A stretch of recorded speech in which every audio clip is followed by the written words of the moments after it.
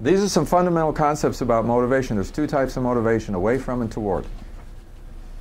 And what I find in all the coaching that I do is some people tend to be away from focused and other people tend to be toward focused. And I can guarantee you that the most motivated, productive people are toward motivated people.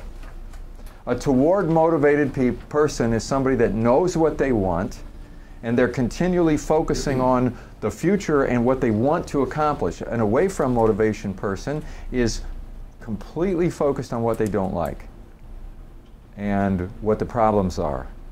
And so it's you know, they're focused on what they can't do and the threats and the risks and the problems and they're constantly trying to avoid pain. Take the path of least resistance sometimes, different kinds of things, but they often are complaining about what they don't like, but toward people are continually, even though they have this stuff going on, they translate it into toward motivation. You know, if I don't like what's going on, I focus on what I do like, and I move towards that. I change things, and I get to work on making it different. Part of the problem, part of the solution. Yeah, exactly. So this is the solution orientation. The people who are toward motivated, they're instantly going right straight towards solutions. Whereas these people tend to flounder in the difficulties and the problems and why we can't do it and why it's a problem. These people tend to want to point the finger at people who are to blame and all that kind of stuff, which is spinning your wheels, because it doesn't matter who's to blame. What we need to do is to get people together. Whoever is to blame, we got to make sure they quit doing what they've been doing, and let's focus on getting them to do what we need to do. But these people tend to get stuck in the past. It's all negative energy. It's negative energy, all that kind of stuff. And I'm sure you know people like this. And the first thing is to kind of look at yourself in a given situation, and where does your mind tend to go? Where does your focus tend to go? You want it to go in this direction because you're not spinning your wheels anymore when you're moving in this direction. You're moving toward fixing the problem, solving the problem, changing the situation, working together as a team to accomplish it. Even if we didn't work together as a team yesterday, and we're not working as a team right now, let's figure out how to do that so that we can accomplish what we want. If we sit around complaining about why you're not working as a team member with me and you're not doing this and you're not doing that, it doesn't motivate somebody to do it. So then all we're doing is going nowhere.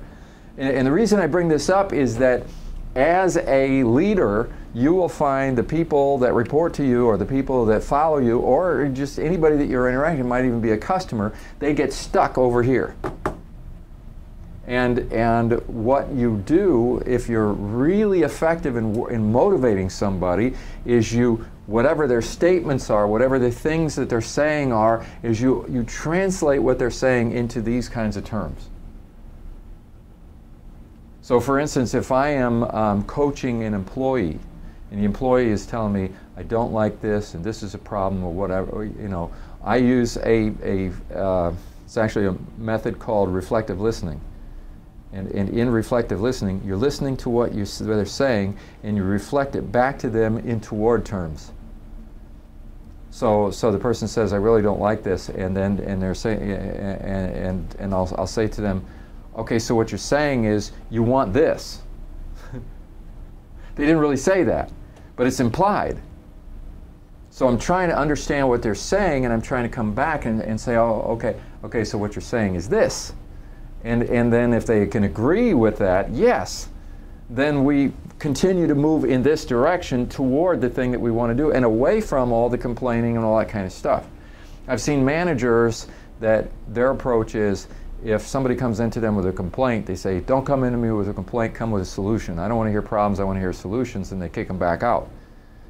But if you can practice a more reflective approach where you're listening to the person, but you're in subtle ways just translating what they're saying like this, what happens is they don't even know what hit them.